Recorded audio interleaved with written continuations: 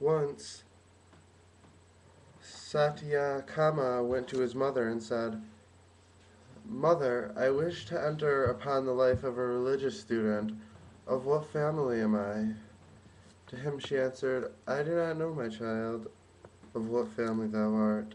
In my youth I was poor and served as a maid in many masters, and then I had thee.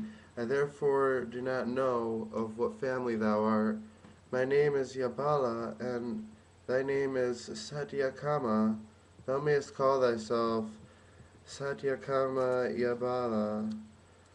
The boy went to the master Haridrumata Gautama and said, "I want to become a student of sacred wisdom. May I come to you, master?" To him the master asked, "Of what family art thou, my son?" "I do not know of what family I am," answered Satyakama. "I asked my mother, and she said, 'I do not know, my child, of what family thou art. In my youth I was poor and served as a maid many masters, and then I had thee. I therefore do not know of what family thou art. My name is Yabala, and thy name is Satyakama. I am therefore Satyakama Yabala, master." To him Master Gautama said, "Thou art a Brahman, since thou hast not gone away from truth. Come, son, I will take thee as a student." 4.4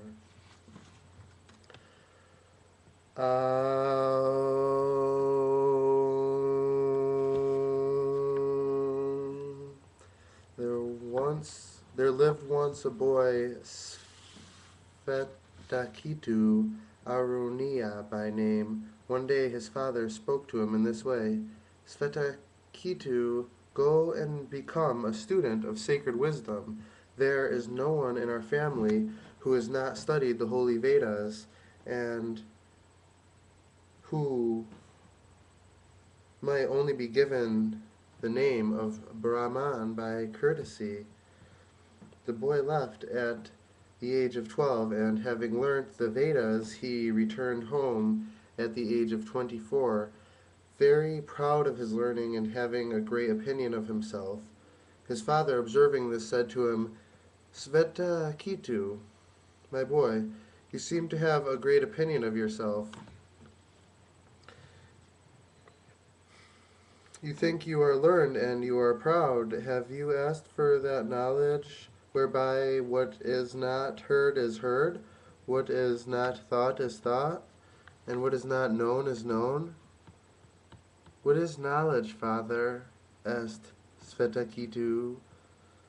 "Just as by knowing a lump of clay, my son, all that is clay can be known, since any differences are only words. The reality is clay. Just by knowing a piece of gold, all that is gold can be known, since any differences are only words, and reality is only gold. And just as knowing a piece of iron, all that is iron is known, since any differences are only words, and the reality is only iron." Svetakitu said, "Certainly my honored masters knew not this themselves. If they had known, why would they not have told me?"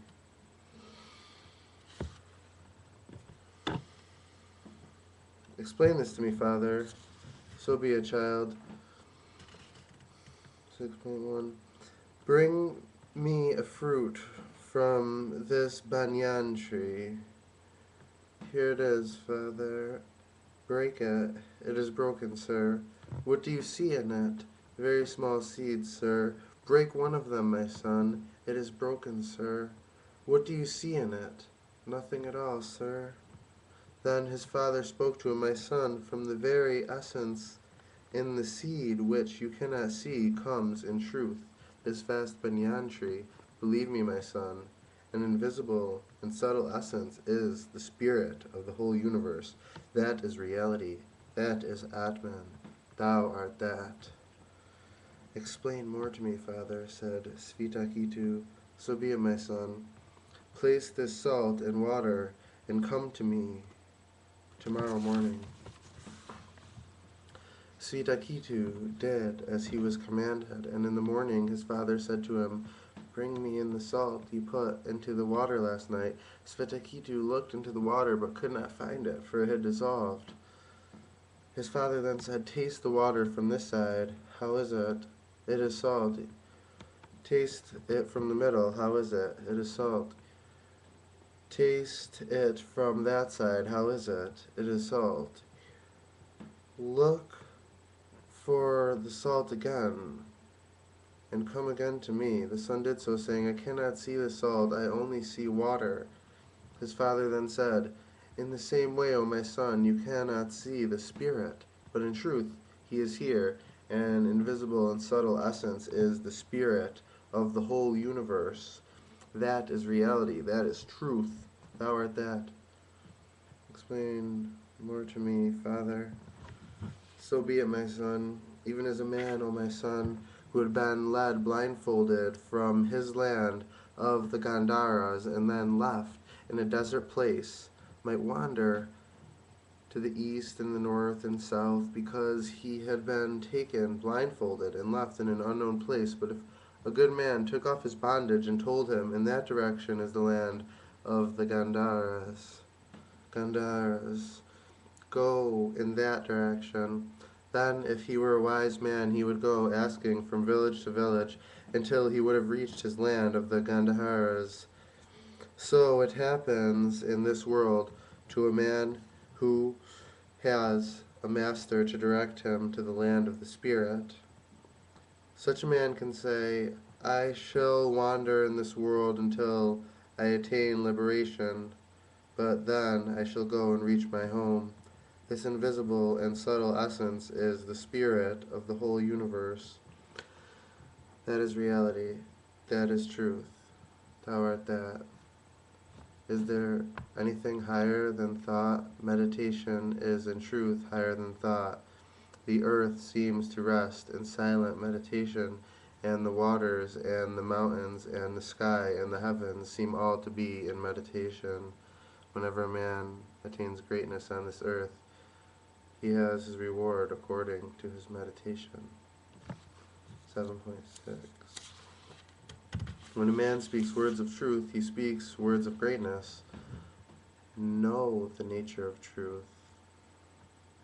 When a man knows, he can speak truth. He who does not know cannot speak truth. Know the nature of knowledge. When a man thinks that he can know, he who does not think does not know. Know the nature of thought. When a man has faith, then he thinks. He who has not faith does not think.